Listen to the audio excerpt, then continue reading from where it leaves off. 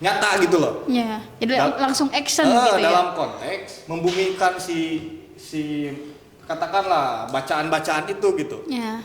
Nah hari ini kan seolah-olah itu kabur gitu.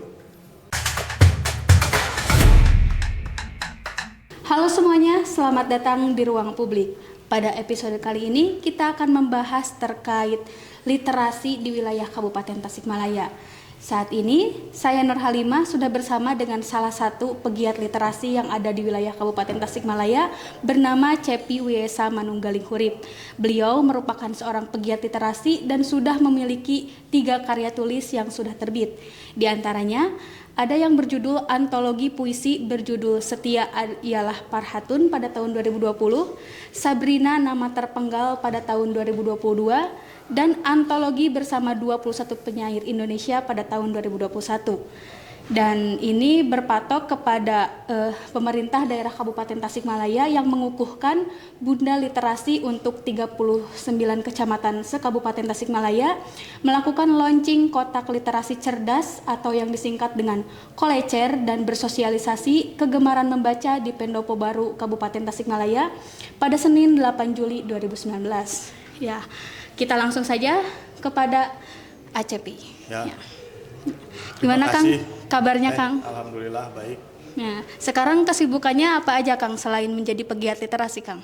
Ya di seputar kesenian sajalah. Kesenian, berarti sekaligus budayawan sama itu ya, sama Orang pegiat. bilangnya gitulah. Oh, Tapi oke. kalau saya mah naon lah. Oke. Akang juga menjadi salah satu penyiar di Radio Purbasora ya? Alhamdulillah sudah hampir 5 tahunan. Oke. Nah, pada episode kali ini kan kita berfokus terkait literasinya ya Kang. Nah, menurut Akang sendiri konsep literasi secara umum itu bagaimana Kang? Ya kalau saya sih memandangnya karena pemahaman masyarakat hari ini literasi itu hanya sekedar membaca, Oke. hanya sekedar hafalan gitu loh. Padahal hemat saya literasi tidak melulu persoalan membaca gitu, tetapi juga mencakup aspek-aspek lain termasuk namanya cek Sunda nama kamotekaran lah, kreativitas gitu. Ya. Kreativitas terutama dalam hal yang berkaitan mungkin ya dengan sastra utamanya. Oke. Lalu dalam konteks wilayah Kabupaten Tasikmalaya ya cakupannya budaya literasi di sini tuh bagaimana, terutama anak mudanya gitu Kang? Kalau saya melihat indikator kemajuan atau pemberdayaan literasi itu kan salah satu ujung tombaknya adalah para pegiatnya. Ya. Terutama itu. Yang kedua juga ruang-ruang yang konsen pada hal itu gitu. Ambil contoh misalkan komunitas-komunitas yang lahir, yang embrionya bisa jadi dari kelompok aliansi mahasiswa, biasanya kan jadi komunitas gitu loh, atau dari UKM di kampus-kampus. Begitu pula di Kabupaten Tasik, Kota Tasik saya lihat juga sama. Ya, terutama di kabupaten lah. Karena kan sebetulnya teman-teman yang bergiat di kota juga asalnya dari kabupaten gitu. Ya paling-paling saya melihat geliat mereka saja. Gitu. Dan selama ini saya hitung sejak 1 dekade inilah ya. Kemajuannya cukup baik lah. Kalau melihat geliat-geliat atau gerakan-gerakan yang dibangun oleh teman-teman komunitas. Tapi lagi-lagi, walaupun hari ini saya juga melihat dari sisi literasi ini kadang-kadang hanya sebatas slogan gitu loh. Budaya kan membaca dan sebagainya gitulah. Kayak formalitas saja. Formalitas. Gitu ya? Begitupun dalam realisasi di lapangannya kadang-kadang terkesan hanya seremonial gitu, tanpa memang memiliki konsistensi, kesadaran juga ya Kang. Benar, itu kan juga salah satu hal yang dasar, fundamental lah. Ya, tapi itu gerakannya kadang-kadang kesannya sangat seremonial dan juga sebatas gebrakan tanpa ada kelanjutan gitu. Nah itu kan pentingnya sebuah komitmen bersama, di samping kesadaran komunal yang menjadi dasar, komitmen juga tentu saja penting gitu dalam pergerakan. Jadi mungkin lebih disadarkan dulu kepada pribadinya masing-masing ya. Karena mau tidak mau itu. Ya, lalu terbentuk dalam sebuah komunitas-komunitas kecil yang akhirnya ya berkesadaran secara keseluruhan gitu ya Kang. Lalu terkait fasilitas ya untuk literasi di sini, menurut Akang di Tasikmalaya sendiri sudah sejauh mana ketersediaan ruang baca publik atau komunitas literasi yang ada gitu di wilayah Kabupaten Tasikmalaya? Kak? Setahu saya dulu waktu Pemprov kemarin lah, Ya, gubernur kemarin itu ada satu program kolecer kalau nggak salah. ya, Jadi itu konsepnya nyimpan buku gitu di satu rak di ruang-ruang publik.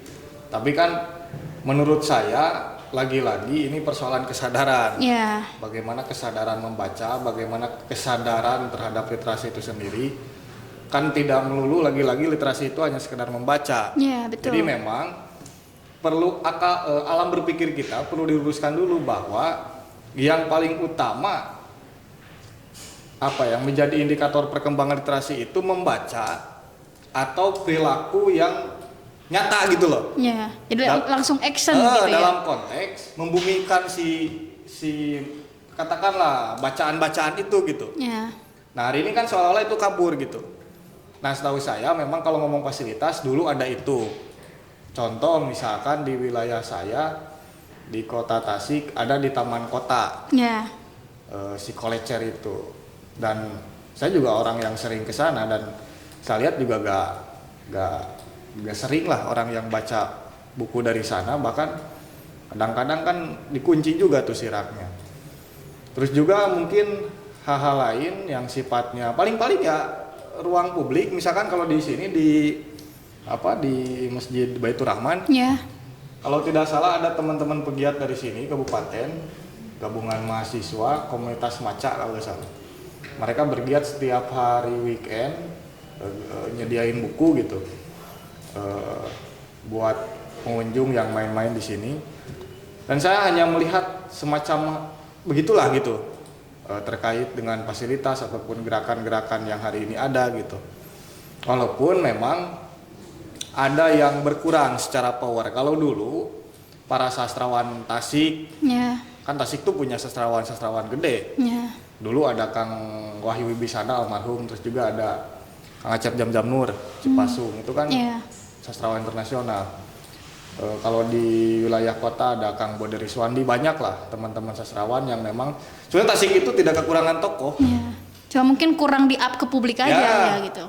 Dulu itu ada lomba baca puisi tingkat Jawa Barat kalau nggak salah per tahun itu. Nah sayangnya hari ini sudah tidak ada gitu karena yang bergerak waktu itu adalah orang-orang yang hari ini sudah jadi senior gitu. Nggak mungkin harapan mereka kita yang muda-muda bisa melanjutkan itu. Namun nyatanya ya hari ini saya lihat lebih ke gerakan masing-masing komunitas saja. Entah karena belum ada ruang publik yang bisa menyatukan itu atau apa, saya nggak tahu tuh. Jadi sejauh ini belum ditelusuri gitu ya lebih kelanjutannya. Ya. Oke. Tapi sejauh itu kan kotak literasi cerdas atau kolecer itu kan launchingnya udah lumayan lama ya, dari lama sejak itu. 2019 yang lalu. Nah, jika dilihat dari sekarang gitu, gimana gitu pasca peluncingan sampai sekarang, apakah Ada dampak gitu? iya dampak? Saya rasa nggak ada. Gak ada, jadi tetap aja gitu, stagnan. Karena gini, kita harus berani kritis ya. Harus berani mengkritik, autokritik lah untuk diri sendiri, terutama mungkin untuk teman-teman pemangku kepentingan di literasi, termasuk untuk pemerintah. Bahwa itu tadi jangan melulu melihat sesuatu hanya dari cangkang saja. Termasuk betul. Literasi jangan selalu ngomong tentang baca, karena kita juga harus ikut tren mereka yang jadi sasaran kita. Taruhlah mungkin anak di bawah umur kan, anak SD, anak sekolah gitu. Apakah hari ini mereka masih, katakanlah kalau milenial ke atas mungkin masih banyak orang yang masih bertahan ya? Kutu buku lah. Kalau sekarang kan udah jarang. Nah bagaimana ke depan ataupun dari hari ini kita mencari katakanlah semacam alih wahana, tapi tanpa meninggalkan benang merah atau esensinya gitu. Saya rasa kan lebih menarik jika mendongeng pun sebetulnya bagian dari literasi. Nah paling-paling itu gitu salah satu alternatif. Contoh saya 2019 bikin gerakan wayang asup sakola. Jadi saya bawa wayang, bawa buku, didongengkeun apa yang ada di buku ke anak-anak. Dan mereka ternyata bagus. Bahkan sampai dijadwalkan di luar kelas gitu. Ada yang ke sanggar saya dan lain sebagainya. Dari sana mungkin karakteristik masing-masing segmentasi usia ini memang berbeda gitu. Nah, teman-teman pegiat literasi harus paham juga terkait itu gitu. Berarti waktu Akang ngadain kayak giat ke sekolah terkait wayang itu mereka tuh setidaknya ngelihat dulu gitu ya bahwa ini budaya Sunda gitu ya. Karena dulu juga saya pernah bikin gerakan tapi bukan ke sekolah ya, lebih ke perkampungan lah. Perkampungan, kita bawa buku-buku dongeng gitu. Dan ternyata kalah dicoret-coret, kalah disesuaikan gitu. Tapi ternyata ketika dialih wahanakan dalam bentuk pertunjukan sederhana gitu, pakai wayang, boneka tangan, mereka lebih suka. Nah, tapi kan tidak melulu, kalau inovasi kan saya rasa semua orang punya lah. Nah, mungkin salah satunya yang bisa dimanfaatkan adalah inovasi-inovasi serupa gitu loh. Seperti kayak gitu-gitulah. Yang jelas gimana caranya supaya gak monoton gitu kesannya. Tapi Kang, itu yang tadi disebutkan Akang bahwa orang-orang tuh terutama anak-anak kalau lihat buku tuh kayak malah ituin gak sesuai fungsinya gitu ya kan. Nah, kalau misalnya ngelihat di era globalisasi saat ini yang mana buku tuh banyak berpindah ke elektronik. Nah, akankah kedepannya itu buku tuh akan punah atau bagaimana Kang? Tapi kalau saya baru beberapa bulan ke belakang saya lihat sebuah data. Tapi sampai hari ini orang Indonesia cenderung masih menyukai buku cetak dibandingkan sekarang e-book juga ada ya. Ada banyak. Bahkan saya sudah menerbitkan beberapa kali di e-book. Tapi sekarang tingkatnya masih 80% kalau nggak salah. Jadi milih buku fisik gitu. Karena memang ada semacam apa ya? Ketika baca buku fisik itu ada semacam suasana batinnya yang berbeda aja daripada misalkan e-book yang bentuknya PDF misalkan, dokumen atau lain sebagainya. Dan saya rasa buku fisik tidak akan terlalu terganggu kalau secara ketahanan gitu.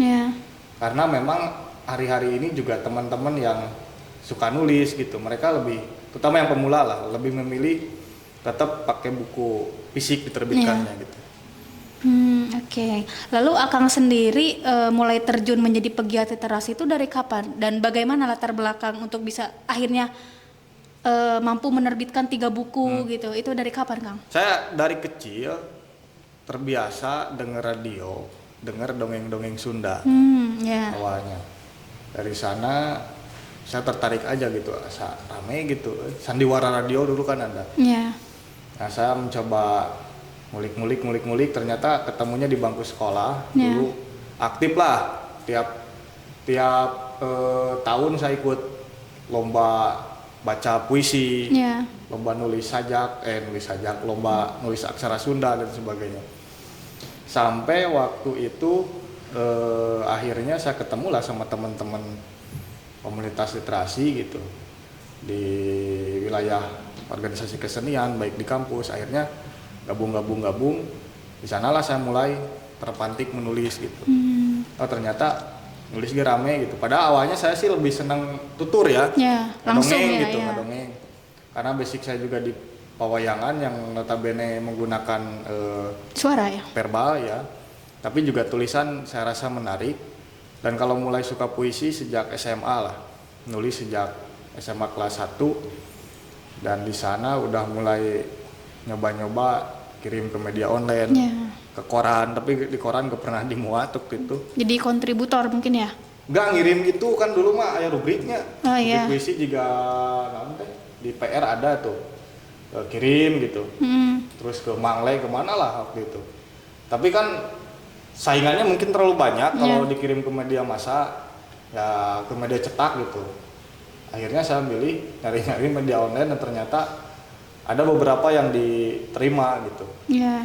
Sampai akhirnya ternyata ngumpulin keberanian buat nerbitin satu buku pun rasanya dulu itu deg-degan banget. Lumayan, karena prosesnya juga tidak semena-mena saya langsung datang ke penerbit, tapi melalui katakanlah melalui apa ya, penilaian gitu. Saya datang ke guru saya, guru sastra saya, ditunjukin, terus saya ingat sampai 100 lembar puisi saya dicoret-coret, jadi dipunten gitu, set omean, set kayak revisi skripsi gitu ya. Jika harapan dosen lah. Deg-degannya sama. Tapi akhirnya berani lah saya nerbitin gitu. Yang pertama saya jalur pribadi nerbitin, habis berapa waktu itu 2 kali cetak. Yang buku kedua saya lewat jalur Indi kalau nggak salah, jadi ditanggung penerbit gitu. Ya. Lalu menurut Akang selaku pegiat literasi, apa sih harapan kedepannya kepada masyarakat muda, terutama anak-anak yang kini sedang dalam proses bertumbuh buat gimana ya membangun budaya literasi dalam dirinya secara berkesadaran gitu, Kang?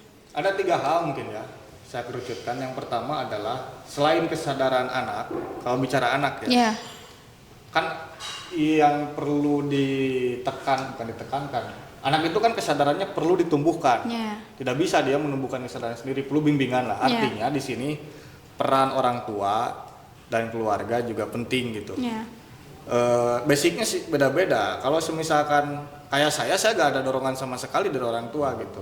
Tiba-tiba muncul kesukaan, ya mending kalau seperti itu akan terbawa dengan sendirinya. Tapi untuk yang sulit gitu kan, ya itu perlu kerja ekstra dari orang tua, dari ibu ayahnya, keluarganya, bagaimana menumbuhkan rasa cinta terhadap literasi. Nah, di samping itu barulah peran pegiat gitu. Dari luar ya. Ya, tidak melulu sebetulnya persoalan literasi adalah tanggung jawab pegiat gitu. Orang-orang di rumah justru yang terdekat juga sangat berpengaruh. Yang pada akhirnya bagaimana orang tua memiliki kesadaran, apalagi di era digital, yang mana sekarang anak usia 3 tahun sudah diajarkan pegang HP. Nah itu perlu di apa ya?